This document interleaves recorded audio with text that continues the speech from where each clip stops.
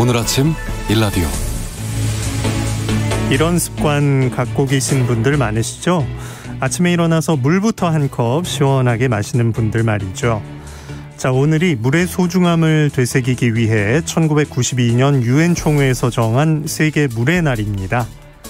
언제든 수도꼭지만 틀면 깨끗한 물을 구할 수 있으니까 물의 소중함을 잊고 지내는 경우가 많은데요.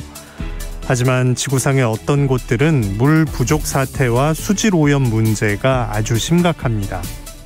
아프리카에선 물을 구하려고 5시간 이상 나서야 하고요. 또 오염된 물을 마시기 때문에 각종 질병에 시달려 목숨을 잃기도 합니다. 그리고 중요한 건 인구 밀도가 높은 우리나라도 물 부족 위험성이 높은 물 스트레스 국가란 점입니다. 오늘부터라도 좀 더 신경을 써보시죠. 평소에 청소나 세탁할 때, 목욕하고 봄맞이 세차할 때 물을 무조건 계속 틀어놓기보다 받아 쓰고 물 절약하는 습관을 생활화해 보시면 어떨까 싶습니다. 그리고 농사 지을 때도 물이 부족하면 큰 곤경에 처하기도 하는데요. 봄철 텃밭 물 관리는 어떻게 하면 좋을까요? 잠시 후 텃밭 가이드에서 자세히 알아보겠습니다. 3월 22일 화요일 오늘 아침 일라디오 출발합니다. 저는 아나운서 김재홍입니다.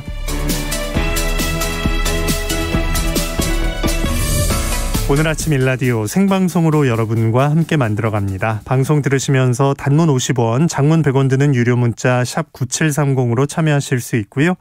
유튜브에서 KBS 일라디오 공식 채널 검색하고 들어오시면 채팅 창이 마련되어 있습니다.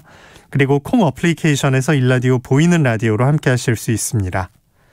오늘도 퀴즈로 문을 엽니다. 새농퀴 퀴즈 정답 맞춰주신 분들 가운데 20분께 선물 드릴 텐데요. 농촌진흥청에서 제공하는 웰빙 혼합 잡곡 세트, 모바일 커피 쿠폰 등 풍성한 선물 준비하고 있습니다. 잘 들어보시고요. 정답 보내주시기 바랍니다. 이번 주 새농퀴 두 번째 힌트 지금 나갑니다.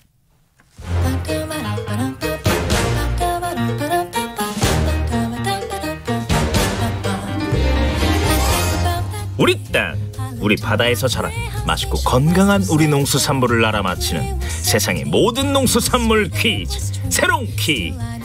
안녕하세요. 퀴즈 내는 송기원입니다. 이번 주 새농퀴의 정답인 이것은 페루, 칠레 등의 안데스 산맥 원산지로 온대지방에서 널리 재배하고 있죠. 이것이 먹고 싶어지는 영화도 있습니다. 2015년에 개봉했던 영화 마션 기억하는 분들 계실 텐데요. 과연 화성에서 이것 재배가 가능할까요? 이 영화는 가능하다고 말합니다. 화성 탐사를 나섰다가 홀로 화성에 남게 된 주인공은 화성에서 살아남을 방법을 찾다가 온실을 만들어 그 안에서 이것을 재배합니다. 그만큼 인류에게 중요한 식량이 바로 이것이죠. 국내에서는 척박한 땅에서도 잘 자라 특히 강원도의 이것이 유명한데요. 쌀을 경작하기 어려웠던 이 지역에서는 화전민을 중심으로 이것이 주식으로 재배됐습니다. 강원도를 비롯해서 이것의 유명 산지에 가신다면 이것을 갈아 만든 고소하고 바삭한 이것전, 구수한 이것 수제비 꼭 맛보고 오세요. 자, 감 잡으셨으면 단문 50원, 장문 100원이 드는 유료 문자 샵 9730으로 보내주세요. 행운의 선물 드리겠습니다. 이제는 감 잡았어. 인생을 어떻게 살아가는지 감 잡았어. 감 잡았어. 사랑을 어떻게 해야 하는지 감 잡았어. 감 잡았어. 조금은 부족해도 괜찮아. 서툴러도 괜찮아. 처음부터 잘하면 재미가 없어.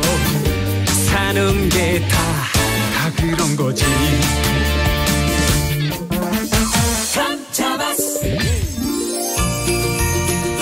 유익한 정보와 살아있는 이야기가 있습니다.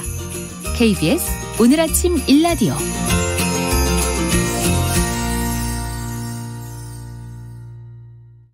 농수산 뉴스, 오늘은 농민신문 류수연 기자와 함께합니다. 안녕하십니까? 네, 안녕하십니까? 네, 20대 대통령직 인수위원회 인선을 놓고 관심이 집중됐습니다만 농업계에서 바라보는 분위기는 밝지가 않다고요? 네. 5월 10일 윤석열 당선일에 대통령 취임을 앞두고 20대 대통령직 인수위원회가 지난 18일 도치를 올렸습니다. 24명의 법정 인수위원 등을 비롯해서 전문위원과 실무직원 등을 포함해 전문위원 76명, 실무위원 73명, 총 183명의 조직 구성을 19일에 완료하고 이제 본격적인 업무에 돌입했습니다. 하지만 출범 전날인 17일 농업 문제를 다룰 경제 2분과 인수위원이 발표되자 농업계는 실망감을 감추지 못하고 있습니다. 경제 2분과 인수위원은 이창양 카이스트 교수, 왕윤종 동덕여대 교수, 유웅환 전 SK 혁신그룹장, 고산 에이틴벤처스 대표인데요. 이분들 모두가 농업과 거리가 좀 멀고 산업 현장과 밀접한 분들입니다. 네. 현 정부가 추진하는 이 포괄적 전진적 환태평양 경제 동반자 협정 즉 CPTPP 가입을 새 정부가 더 속도감 있게 밀어붙이게 될 거다 하는 관측이 제기됩니다. 예. 윤 당선인이 대선 후보 시절에 농업은 국가 기간 산업이자 미래 성장 산업이라면서 현장 중심 농정을 약속했습니다만 사실상 인수위 가동 단계부터 농업 패싱이 시작된 게 아니냐 하는 우려가 일고 있습니다. 네, 인선을 보고 농업계에서 반응 나온 게 있습니까?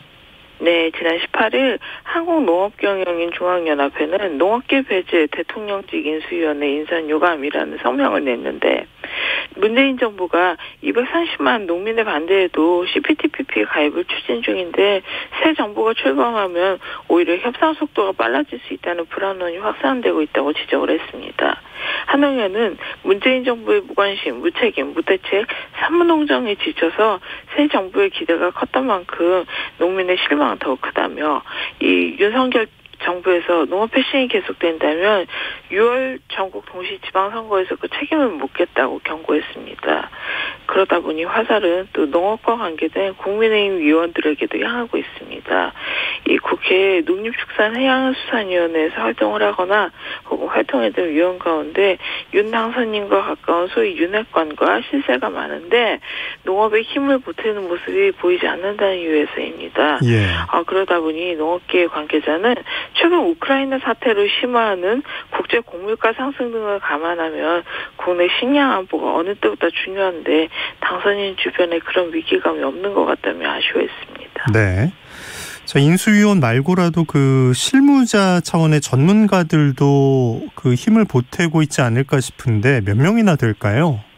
네, 당시 김은혜 당선인 대변인은 17일에 농업, 부동산, 교육 부문 등에서 이렇게 인수위를 배제했다는 이 논란이 확산되자 인수위원은 기조를 정하는 선장 역할이고 조타스 역할을 하는 전문위원 등 현업의 밝은 전문가들이 편입돼 활동하게 될 거다 하고 설명을 했습니다. 하지만 뚜껑을 열어보니 결과는 기대 이하였습니다. 농림축산부는 19일 송남근 기획재정 담당관을 파견했다고 밝혔습니다.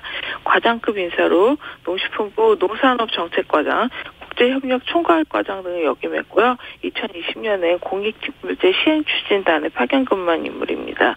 하지만 국장급 1명, 과장급 1명을 파견했던 전 정권들에 비해서 파견 인원 숫자와 비중 자체가 적어졌습니다. 네. 그래서 윤 당선인이 약속한 농업직불금 2배 확충 등 농정공약 이행이 불투명해지지 않을까 하는 의 분위기도 있습니다. 공약직불금이 질적, 양적 확대 방안을 마련하려면 농업과 농촌 현장에 대한 이해가 전제돼야 하기 때문인데요.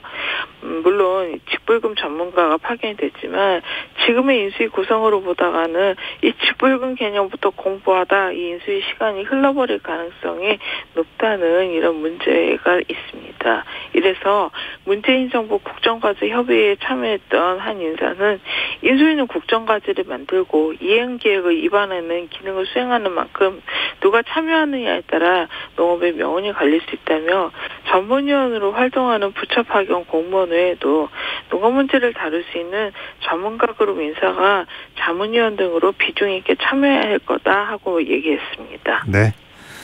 자, 러시아가 우크라이나를 침공하면서 국제 곡물 가격이 상승세인데 지금 어떤 상황인가요? 네. 한국농촌경제연구원에 따르면 16일 미국 시카고 선물거래소에서 5월 인도분 밀은 1톤당 392.88달러에 거래됐습니다. 러시아, 우크라이나가 휴전 협상이 진행되면서 좀 전날보다 하락했습니다만 올 2월 평균이 296달러보다 32.7% 그리고 2021년 평균 258달러에 비해서 52.3%나 급증을 했습니다.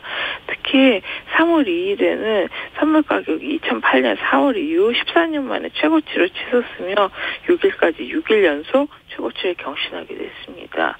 밀과 함께 3대 곡물로 꼽히는 옥수수와 콩 사정도 비슷합니다. 역시 16일 15세에서 옥수수는 1톤당 287.39달러, 콩은 605.99달러에 거래됐습니다. 올 2월하고 거래하면 각각 12.3%, 3.8% 올랐고요.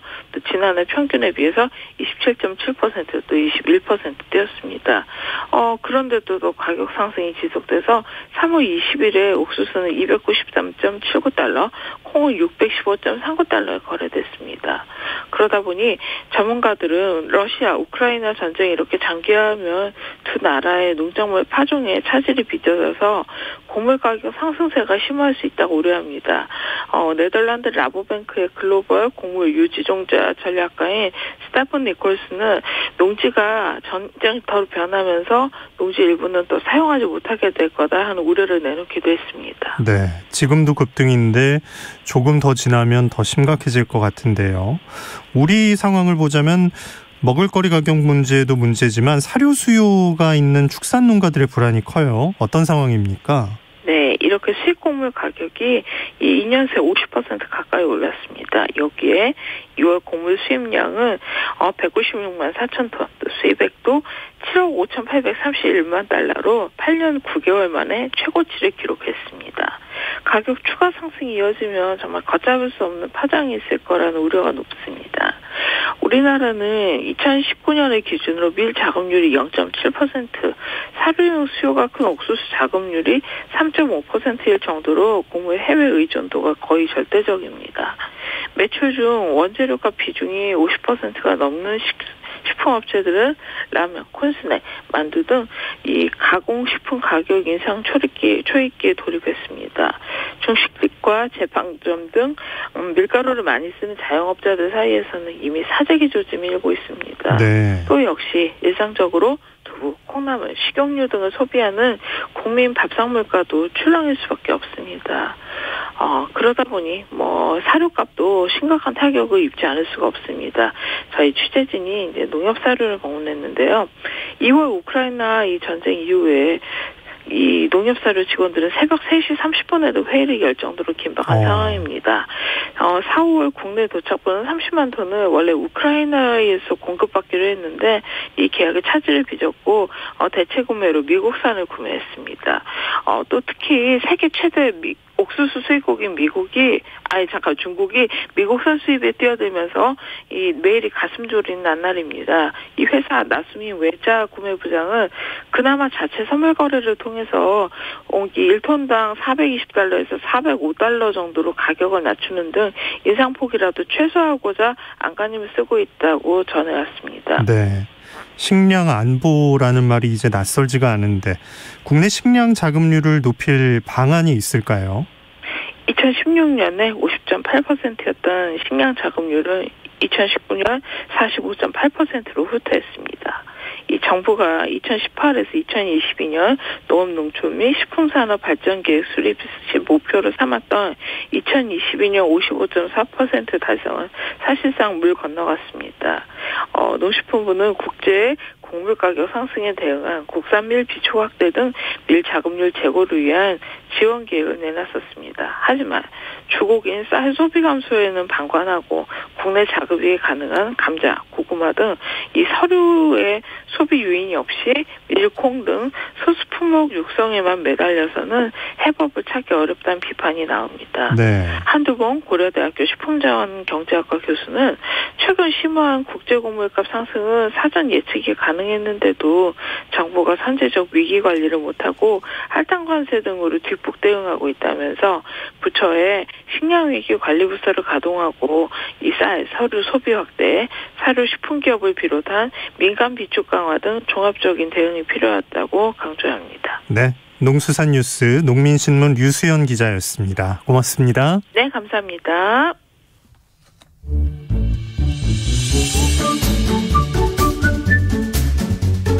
아침을 여는 기분 좋은 습관. KBS 오늘 아침 1라디오.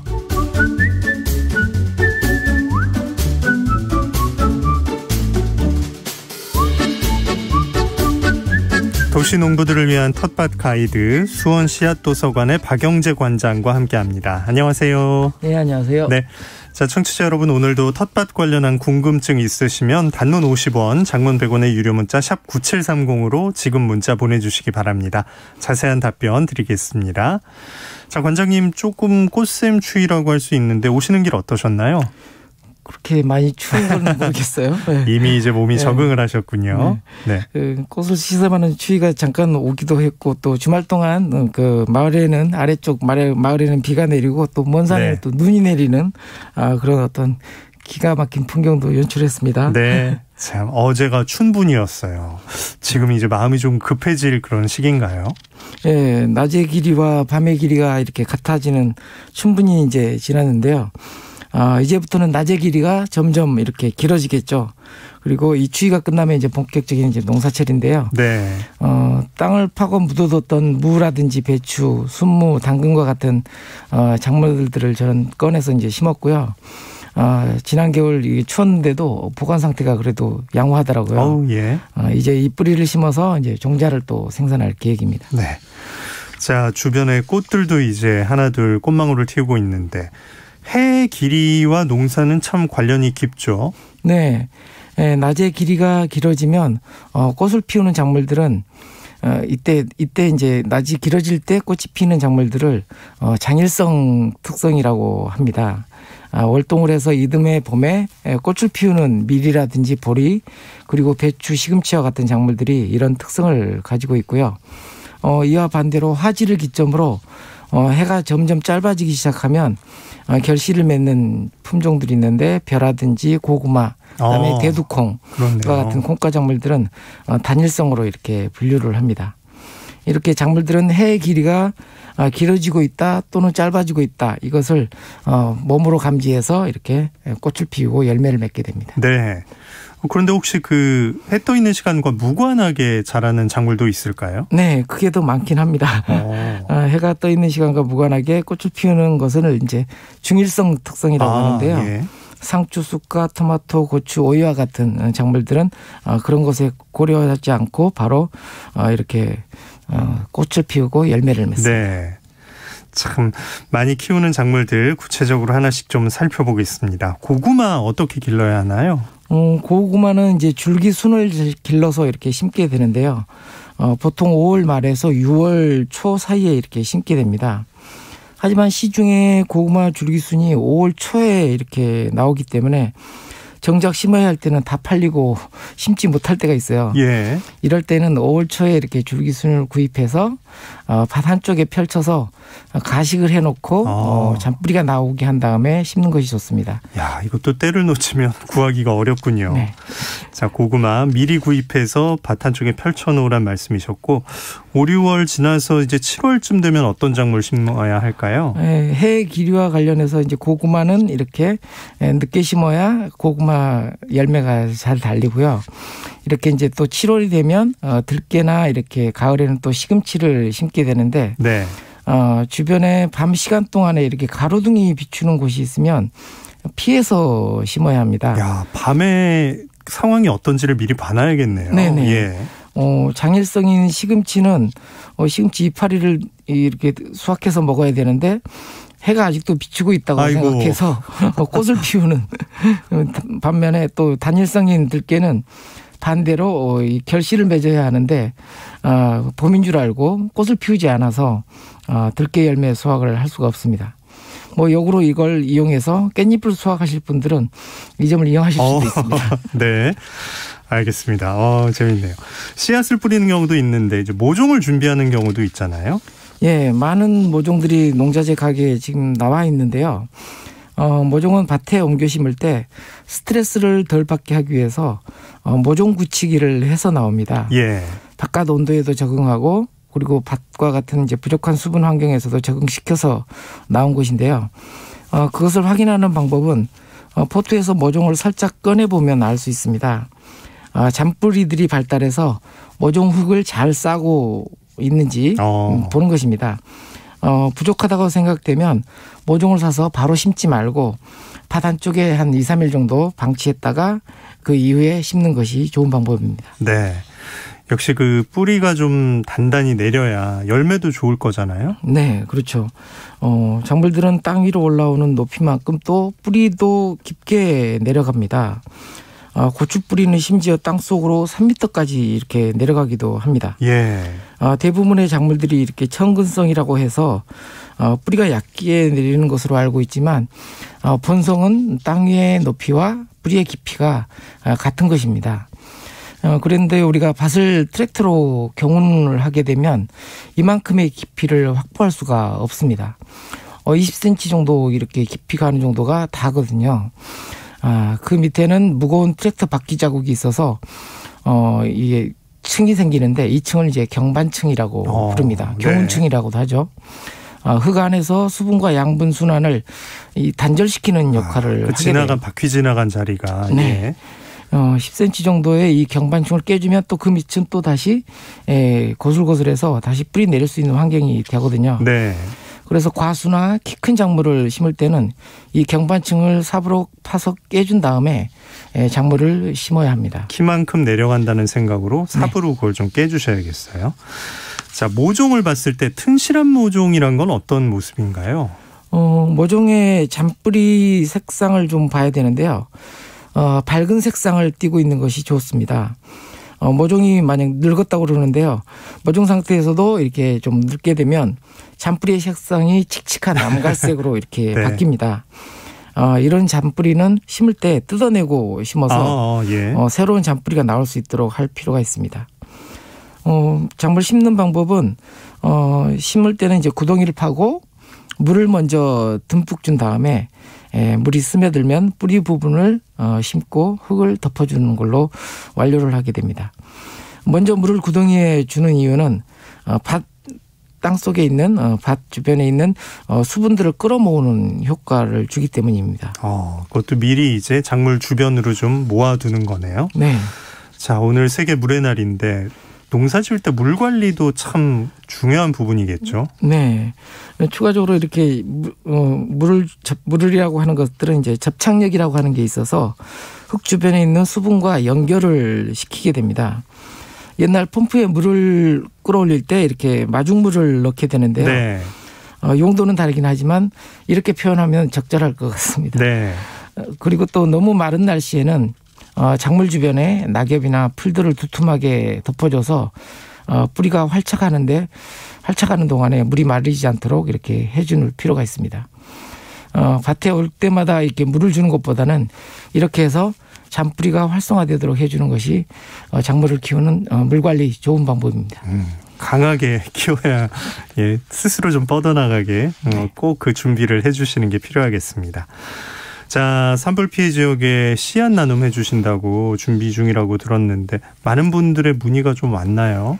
네, 지난 시간에 이제 산불 피해 토종 씨앗 보내기를 위해서 토종 씨앗을 보내달라고 이렇게 부탁을 드렸는데요. 일부 지역 일부에서 이제 씨앗을 보내주신 분들께 정말 감사드리고요. 그리고 또 각 지역에 있는 또 씨앗 도서관에서도 많이 보내주셨어요. 네, 특히 감사드립니다. 사실은 보내주신 분들보다는 보내달라는 분들이 더 많아서 그분들에 대한 좀 준비도 할 계획이고요. 분배를 잘 하셔야겠네요. 네. 예. 오늘 방송 끝나고 이제 울진으로 내려갈 계획입니다. 아이고, 먼 길 잘 다녀오시기 바랍니다. 자, 저희 청취자 질문도 한 가지만 좀 소화해 주시죠. 자, 관장님 반갑습니다. 8937님께서 단비에 감사하면서 지난주 텃밭 흙 고르기를 하고 6월 돈부랑 옥수수 씨앗을 심었어요. 이렇게 하셨는데 질문은 영양제나 거름을 뿌려줘야 할까요? 이러셨어요. 순서가 거꾸로 된 것 같은데요. 사실은 이제 밑거름을 먼저 하고 이렇게 작물을 심으셔야 되는데 네. 아마 급하셔서 씨앗을 먼저 파종하셨나 봐요. 네네. 이럴 때는 이제 웃거름으로 키우셔야 되는데 싹이 나오면 싹 둘레로 이렇게 해서 웃거름을 주고 흙으로 이렇게 덮어주는 방식으로 이제부터는 웃거름을 키우셔야 됩니다. 네. 상대적으로 동부는 이제 거름이 많이 필요하지 않는 반면에 옥수수는 거름이 굉장히 많이 필요하거든요. 예. 그걸 유념하셔서 웃거름 양도 조절하시기 바랍니다. 네. 신경 좀 써주셔야겠습니다. 네. 3859님 안녕하세요. 살충제 지금 뿌려야 하는지 궁금합니다 하셨는데요. 뭘 심으셨는지 말씀은 안 하셨는데 살충제. 네. 아무래도 지금 그 월동을 한 벌레들이 이제 이렇게 나타날 텐데요. 지금은 이제 그렇게 심하지는 않고요. 과수작물이 아니면 특별하게 이렇게 관리 안 하셔도 될 것 같습니다. 상황을 보면서 네. 또 준비하시면 되겠습니다. 자, 텃밭 가이드 수원 씨앗도서관 박영재 관장과 함께했습니다. 고맙습니다. 네, 감사합니다.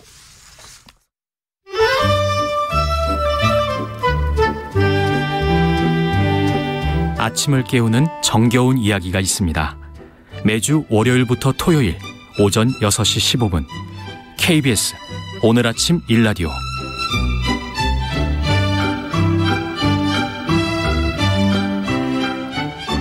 이번 순서는 민족문화콘텐츠연구원 박재희 원장이 전하는 고전으로 세상 읽기 시간입니다. 함께 들어보시죠. 안녕하십니까. 고전의 대문 박재희입니다. 노자 도덕경에는 지도자는 자신의 마음을 버리고 백성들의 마음을 존중해야 한다고 강조하고 있습니다. 성인은 무상심이라. 성인은 무상심, 자기의 고정된 마음이 없어야 한다. 이 백성심으로 위심이라. 백성의 마음으로 내 마음을 삼아야 한다. 노자 도덕경 49장에 나오는 말입니다. 훌륭한 지도자는 무상심, 자기 마음이 없는 사람입니다. 항상상자의 마음심자, 상심은 고정되거나 변하지 않는 고집센 마음입니다. 현실은 늘 변합니다. 현실의 변화를 인정하고 그 변화에 가장 적합한 답을 찾아내야 합니다. 성인은 고집센 자신의 상심을 버리고 세상의 마음에 내 마음을 섞는 사람입니다. 성인은 제 천하에 흡흡언하며 위천하 혼기심이라. 성인은 자신의 마음을 거두어들이고 세상 사람들의 마음을 따라야 한다. 세상은 어느 한 사람의 세상이 아니라 세상을 살아가는 모든 사람의 세상이기 때문이다. 중국 주나라 건국의 킹메이커 역할을 하였던 강태공은 세상은 한 사람의 세상이 아니라 모든 사람의 세상이 되어야 한다고 강조하였습니다. 어느 날 그가 모셨던 주군인 문왕이 강태공에게 어떻게 하면 세상 사람들의 마음을 얻을 수 있냐고 물었죠. 강태공은 이렇게 직언합니다. 천하는 군왕 한 사람의 천하가 아니라 천하에 살고 있는 모든 사람의 천하입니다. 그런 천하의 이득을 천하 사람들과 함께 나누려는 마음을 가진 그런 군왕만이 천하를 얻을 수가 있을 것입니다. 천하 비일인지 천하요, 내 천하인지 천하야라. 동천하지 리자는 즉 득천하라. 자기 고집에 집착하지 않고 세상 사람의 마음과 잘 소통하여 그들의 말에 귀를 기울이는 사람이 결국 천하를 얻을 수 있다는 것입니다. 내 마음 없다. 무심은 마음이 없는 것이 아니라 고집센 마음이 없는 것입니다. 세상을 내 마음으로 보려는 편견의 마음이 없다는 것입니다. 성인은 무상심이라. 성인은 고정된 마음이 없어야 한다. 백성의 마음으로 나의 마음을 삼아야 한다. 천하 비일인지 천하야라. 천하는 어느 한 사람의 천하가 아니라 모든 사람의 천하이어야 한다. 명심 또 명심해야 합니다. 고전의 대문 박재희였습니다.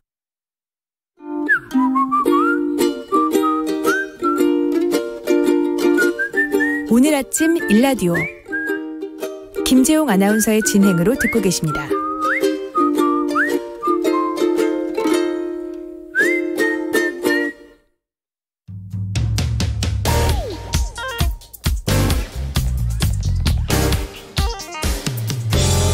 오늘 아침 뉴스 브리핑 정상근 기자와 함께합니다. 안녕하십니까? 네, 안녕하십니까? 네, 문재인 대통령이 집무실 용산 이전에 제동을 걸었다고요? 네, 5월 10일 취임에 맞춰서 이 대통령 집무실을 용산으로 옮기겠다라는 윤석열 당선인의 발표 하루 만에 이 청와대가 제동을 걸었습니다. 그것도 문재인 대통령이 직접 주재한 국가안전보장회의 결과였는데요. 국가안전보장회의는 청와대를 국민께 돌려드린다는 윤석열 당선인의 뜻에는 공감하지만 이 새 정부 출범까지 시간이 너무 촉박한 상황에서 국방부와 합참, 대통령 집무실, 비서실을 한 번에 옮기는 건 무리한 면이 있다라고 밝혔습니다. 특히 4월에 북한 김일성 주석의 생일과 이 한미연합훈련이 예정돼 있는데 이전을 하는 과정에서 안보 공백이 발생할 수 있다며 시간에 쫓겨야 할 급박한 상황이 아니라면 군 지휘부와 청와대 모두 준비된 가운데 집무실 이전을 추진하는 게 순리라고 밝혔습니다. 이에 따라 NSC는 국방부와 합참 등 군 지휘부의 원래 임무에 충실할 것을 지시했고요. 윤석열 당선인 측이 집무실 이전 비용으로 요청했던 496억 원의 예비비 국무회의 승인도 일단 보류하기로 했습니다. 네. 당선인 측에서는 어떻게 반응했나요?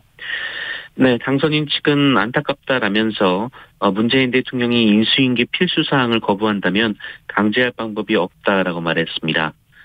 하지만 정부 집 출범 직후에도 통이동에서 국정과제를 처리하겠다라고 했고요. 새 정부 출범 즉시 청와대를 완전 개방하겠다라며 청와대로 들어가지 않겠다라는 뜻을 재확인했습니다. 국민의힘도 지원 사격에 가세했는데요. 허은하 수석 대변인은 가뜩이나 코로나19로 고통받는 국민에게 볼성사나운 모습을 보여줘야 되겠느냐라면서 청와대에 협조를 당부했고요. 또 여기에 국민의힘 관계자는 통이동 인수위 사무실은 일단 방탄유리가 아니다라며 이 경우 공백을 문재인 대통령이 책임질 거냐라고 따져묻기도 했습니다. 한편 어제 문재인 대통령 측과 윤석열 당선인 측이 실무회동을 재개했었는데요. 청와대의 대통령 집무실 이전 반대 입장 발표 이후 양측의 관계도 얼어붙은 상황입니다. 네. 인수위 측에서는 집무실 이전 비용 하루 만에 더 좀 크게 잡았다고요? 네, 지난 일요일 윤석열 대통령 당선인은 청와대 집무실 이전 비용으로 496억 원이 들어갈 것이다라고 밝혔습니다.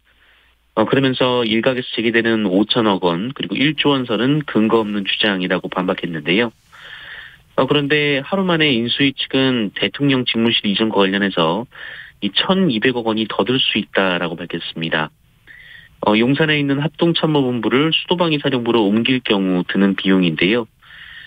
돌연 비용이 늘어난 데 대해 인수위 측은 합참 이전 등 중장기 계획을 포함한 비용이다라고 설명했습니다.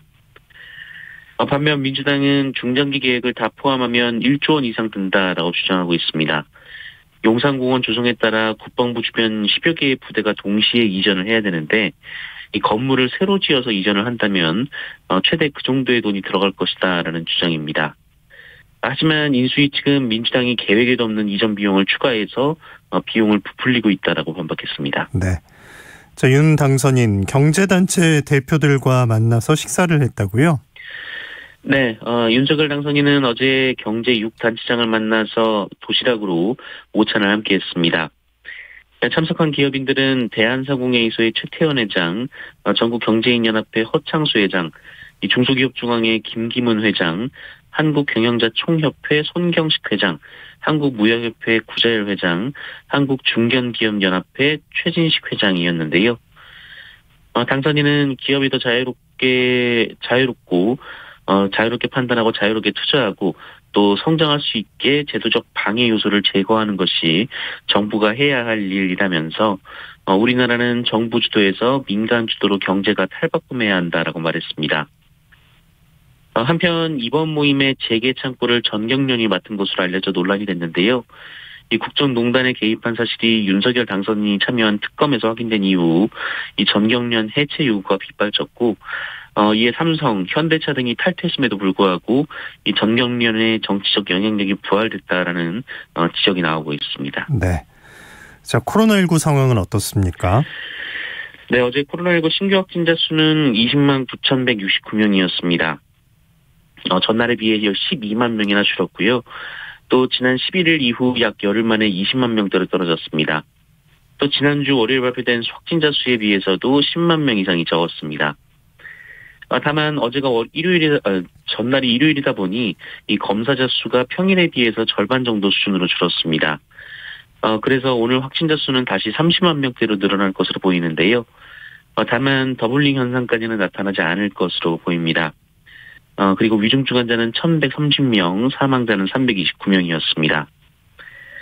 한편 이 국내에서 빠르게 퍼지고 있는 이른바 스텔스 오미크론이 변수로 급부상하고 있습니다. 지난달 말 10% 수준이었던 스텔스 오미크론의 국내 검출률이 약 한 달 만에 41%까지 치솟았는데요. 전파력이 기존 오미크론보다 30% 정도 강해서 정점 기간이 길어질 수 있다라는 전망이 나오고 있습니다. 이 오미크론에 비해서 증상이 심하진 않지만 이 정점 구간이 길어질수록 위중증 환자도 더 나올 수밖에 없기 때문에 우려가 되고 있는 상황입니다. 이에 정부는 병상 효율화 대책을 추진하고 미국 머크사의 먹는 치료제 라게브리오를 긴급 승인하는 한편 이달 말부터 10만 명분 도입을 추진할 계획입니다. 또 국산 1호 백신인 SK바이오사이언스의 코로나19 백신 1천만 회분에 대해서도 선구매 계약을 체결하게 됐습니다. 네. 자, LH 사건을 위해서 구성한 경찰 특수수사본부가 이제 활동을 마무리했다고요? 네.